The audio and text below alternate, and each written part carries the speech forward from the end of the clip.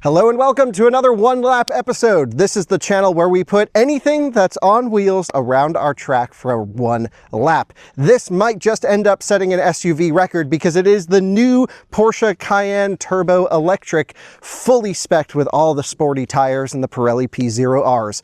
So let's go charge this thing up and run it as quick as we can for a lap of our 2-mile road course.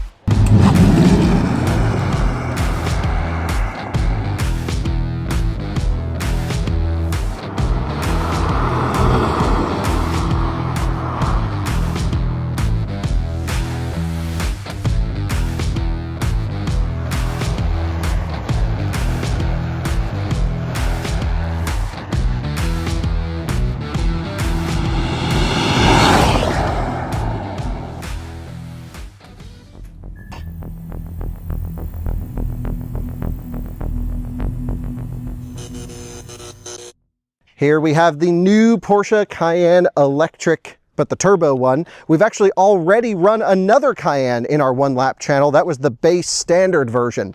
Both of those cars use the same 108 kilowatt hour usable battery pack, 113 gross, but this thing has basically a complete opposite goal when speccing. The Cayenne that we ran before was really optimized as a range spec. That was the standard configuration with sort of the rear motor that's out of the Macan, not the direct oil-cooled motor. It didn't have any of the crazy active ride suspension or sticky tires. It actually had the factory downgrade for the range wheel and tire.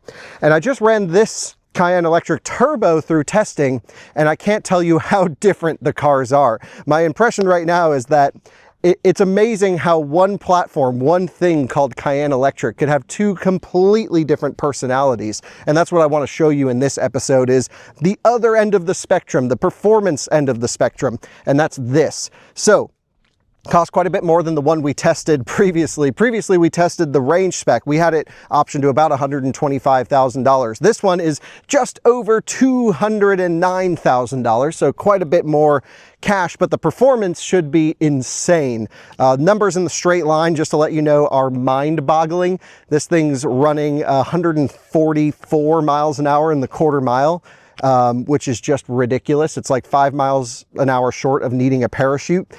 It's crazy. Thing weighs 6,150, so it's over 6,000 pounds, which is a lot, but then there's a lot of cool stuff to help us with that. First thing, let's talk power. It makes 850 kilowatts, which is like 1,140 horsepower or so, but it'll actually peak at like 1,200 horsepower for a period of 2 seconds. There is a push-to-pass function, which we will be deploying during our lap when we need maximum acceleration. If you're a viewer of my channels, you'll know I think that's kind of stupid, because when my right foot hits the floor, that should mean give me everything you've got. You've then got to tell the Porsche you want everything you've got for a 10-second window, which they say is there for durability reasons to protect the electric drivetrains, but I don't know. I think they just do it there because it's a Formula E technology that they want to transfer racetrack stuff to the road, but it's just annoying to me. Okay, we'll get the downsides out of the way. The exciting bit, this has Porsche Active Ride, which is a magical suspension system consisting of about 20 kilowatts worth of electro-hydraulic actuators around the vehicle. Each damper essentially has its own permanent magnet motor with silicon carbide inverter on it to pump hydraulic fluid in and out of the damper. It means that it can pretty much jump if it wanted to. They don't tune it to do that, but it has the power to do so, and it completely controls the ride and handling of the vehicle around. I had a Porsche Taycan Turbo GT on the Nürburgring with Porsche Active Ride last year, and I was coming out of a corner a little spicy, just way too hot, and I could feel the Active Ride jamming that outside rear tire into the pavement to give me as much traction as possible. It really links what you can do dynamically with the vehicle completely together between powertrain, braking, and now chassis control into a magical experience, and I cannot recommend it enough. And even driving this here with Active Ride just around, I haven't really pushed the car yet. It's been really a night and day difference. Couple that with the fantastic rear steering system that really makes this thing do some incredible things. It's not as natural as maybe the front wheel only steering system, but it can do some wild stuff. Has Porsche Torque Vectoring Plus, which is a mechanical torque vectoring system on the rear axle.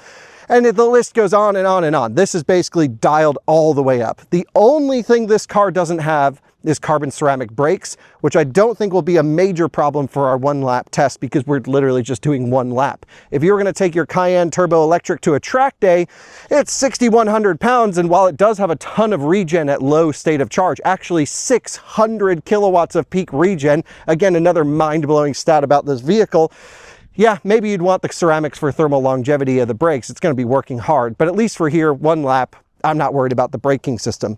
We actually did note, though, that in our 75 to 0 mile per hour highway panic stop test, that this was the first car I've ever tested that doesn't immediately get into ABS. The tires are so sticky that even this relatively large braking package can't get them to lock up until you're crossing about 40 miles an hour. It was kind of a wild feeling. Speaking of tire, come on over to the other side where the sun's a little bit better. I can show you what we have going on. There's so much to talk about here, but we're going to breeze through it. Pirelli P0R, this is a Porsche blended tire.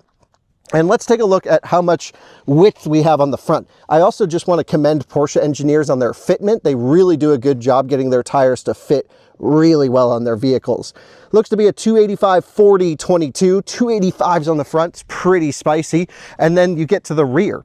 Now, when you spec this wheel and tire, they actually give you a wider fender on the Cayenne Turbo, which sticks out really nice, gives it this nice wide shoulder approach. And I just think it looks so much better than the standard Cayenne, just little changes around. You might even want to see if you can order these arches if you have a normal Cayenne to go wide. Now, my understanding is it's really just when you spec the 325 Summer 22s do you actually get this wide fender. If you buy a normal Cayenne Turbo on the normal wheel and tire, it will actually be a little bit narrower than this, and you don't get the wide jut out. That's what we were learning when we spoke to the Cayenne engineers when we first looked at this car.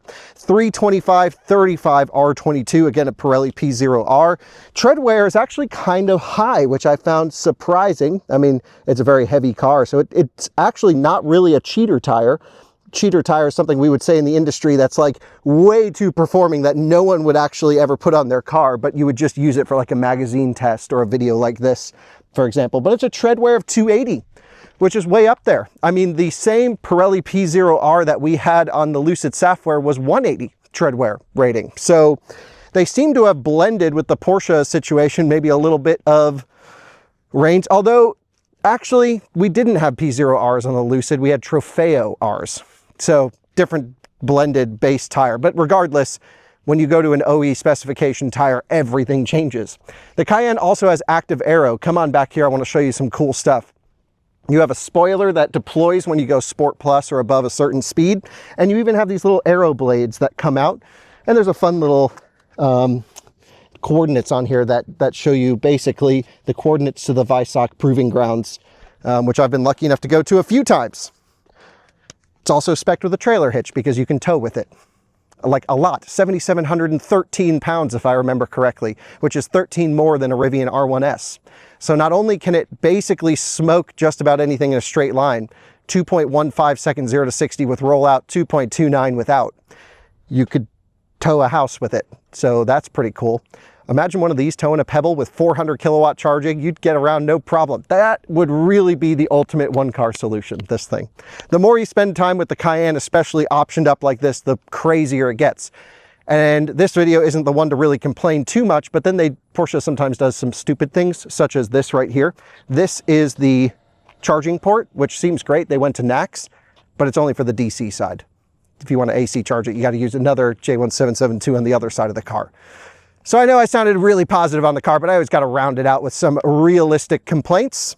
With all that said, I'm going to throw my helmet on, especially for this one. We're going to take it nice and easy. This car comes to us from a viewer of ours. I want to thank Dave so much for bringing this up from Charlotte. What a cool guy to basically say, hey, I saw your other Cayenne videos you've been posting. I just took delivery of my Turbo. It has like no miles on it. I think just crossed 500 miles.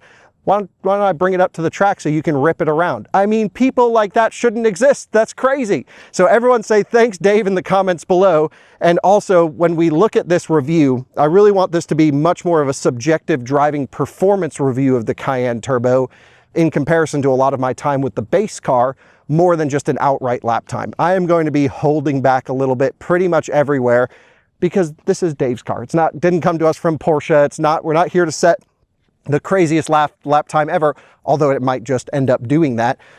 But just bear in mind, this will be like an 8/10 lap, not a 9/10 lap like I typically do on this channel. So let's go rip it around. By the way, I didn't even mention this is our 2-mile road course that we have here at the office. It's a beautiful facility. If you've watched any videos on this channel, you'll know it. I can't wait to see what the time will be on this car. I also can't wait to see what the tire wear will be after 1 lap. It's probably going to be significant. We will find out. Let's roll. Welcome to the inside of the Porsche Cayenne Turbo Electric, and we are charged up to just under 80% SOC, which means we might be slightly battery limited, although I can't tell a difference down here. I did try to DC charge it up, but we've been doing so much that our DC trailer actually ran out of battery, so that's charging up for a drag race later on that hopefully will be in the next episode if everything goes to plan. This is a really nicely spec'd Cayenne Turbo, active ride, big boy tires, and just testing it out, feeling it out, it feels incredible. So let's talk about a few different things. The lap time, timing's going to stopwatch us, but we'll get the actual lap time after the run. So we'll take a look at the telemetry after there. We are pretty high charged, at least as high as I could get it. We do have to use this push to pass button to unlock full power, so I'll be hitting this whenever I need to. It should give us 10 seconds of full power and then 10 seconds of rest. I don't know if I use 2 seconds, do I only need 2 seconds of rest? Not sure, but I'll hit that whenever I think I can use it. That's the most annoying part about all of this. The way the car feels is so incredibly great. I can't say enough good things about this car. I'm squeezing in the seat that I have on here. We're running Sport Plus drive. We have off-road comfort, normal, sport, Sport Plus. We put the chassis in Sport Plus, the level in low, electric sound in Sport Plus. I actually can't hear it regardless, and recuperation on. I've also in PSM Sport, rather than going full off. If this was like a manufacturer car, or if I had some time to get to know it, I probably would go full off, and if I really feel that it's limiting us, I'll do another lap with it off, but I'm just trying to not totally destroy Dave's brand new Cayenne that he spent a lot of money on, over $200,000 worth. So with all that said, we're going to launch control out of here and just try to carry as much momentum as we can through the track and set the cleanest, fastest lap on our one and only shot. We have one shot with this car, so let's do that. Yeah. Wow, I am looking forward to it. We do have a Sport Chrono display that I can hit new track, set start, but I need to cancel that. No track, you can create a new track. Set start line. Delete. Do I just hit create new track, set start finish? Either way, it starts counting. Probably have to train it first. Whatever, doesn't matter. We don't need it. We'll look at our own telemetry. So we'll be good here. I'm going to put this back to our efficiency tab so we can see how that looks. There we go. And I'll let Timon know. All right, Timon, I'm going to be good. If you stand up over here and give me a 3, 2, 1, I'll go on your go. Okay. Settings are good. Launch control. Go. Oh my god, it's so fast off the line. It's ridiculous.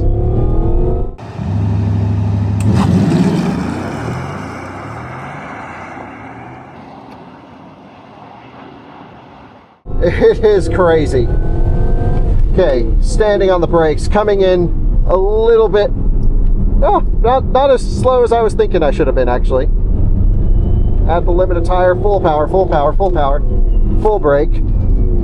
Whoa, little wide, little fast into there, but I keep saying I'm going to drive slow, but I really do want to set a mega time in this thing at the maximum of what the Pirellis can do. By the way, you'll see the tire pressure light is on. I have the tires set to partial load.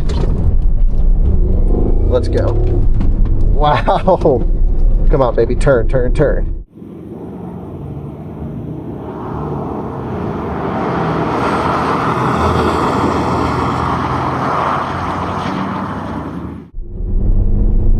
This is what we're just at the limit of tire.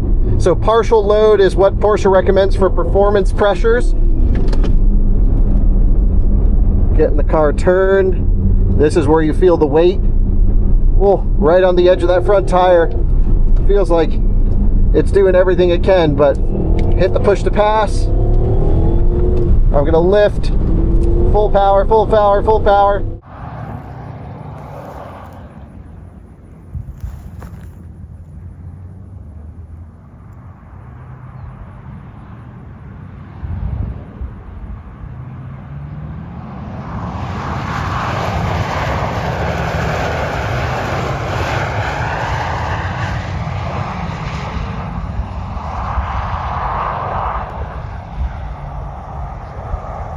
I probably could have got a little bit quicker through there. That's full brakes. Come on, baby, turn. It feels like I'm really working the front axle rather than the rear. We're gonna need to get the push to pass button up. Push to pass. Come on, go, go, go. Push to pass. A little sloppy coming out of there as I was trying to find the push to pass button. We're screaming down the straightaway. 150 miles an hour start past the start finish. Woo! That felt like a good lap. Could I have been a little bit quicker in sections? Yes. Does the weight of the car feel like a lot, especially when you load up those front tires? Absolutely. And maybe with PSM off, you could drive it on the rear axle a little bit more. But I feel really good about that lap time being fast and reasonably safe considering the car here. So let's check in with everyone, and I think we got a pretty good run. Wow, I mean the speed is ridiculous. The push to pass thing is ridiculous as well, that you've got to like find the button to hit it to go faster. That feels just wrong. That's wrong in Taycan, that's wrong in this car. I'm not a fan of that. The handling characteristics are crazy. The active ride is stupid. The Porsche torque vectoring is amazing, and stupid in a good way. It's really a monstrous vehicle that is in no way even feels related to the base Cayenne that we had around here. This is a whole nother level, and I think the Porsche engineers deserve nothing but respect for what they've done here. It's pretty remarkable how well this car can go. I mean, it hurts to brake, it hurts to accelerate, and the G-forces, well, you've got a lot of tire, but you've got a lot of weight, so you just need to manage that. But I mean, it's so perfect, it's so locked in, it's surgical in the way that it goes around a track. It's not flamboyant, it's not like a Rivian R2 that we just posted that's trying to slide everywhere. This just is totally locked in, and I really don't think PSM Sport slowed us down very much. Again, maybe I could go a bit quicker without it, but then you'd use a lot more tire. So, wow, very impressive. So, wow, 135, holy smokes.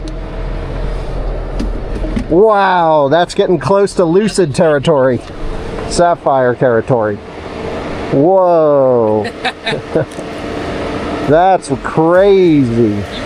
So now it's time to reveal the final number to you after looking at the telemetry, and you guys will be just as shocked as I was. This thing ran a 1 minute 35.2, which is only 0.3 of a second slower than our fastest recorded time in the Lucid Air Sapphire, which is a 1234 horsepower tri-motor sedan that weighs less. How is that possible? I don't know, because I remember pushing the Sapphire super hard, and I felt like I was holding back a bit in the Cayenne Turbo because it was a viewer car. Of course, lap times are not the point of this test, but to come that close to the Sapphire when I felt like I was that easy on the car is mind-blowing. I still don't know how this is real life. The Porsche Active Ride is insane. Rear steer's cool, torque vectoring's cool, and of course that P0R tire was working super hard. A big thanks to Dave for bringing us the Cayenne Turbo out here, but a 135.2 is crazy.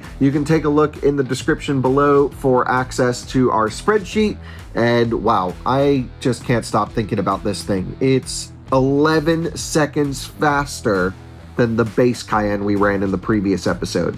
Thanks so much for watching. That's another One Lap episode for you.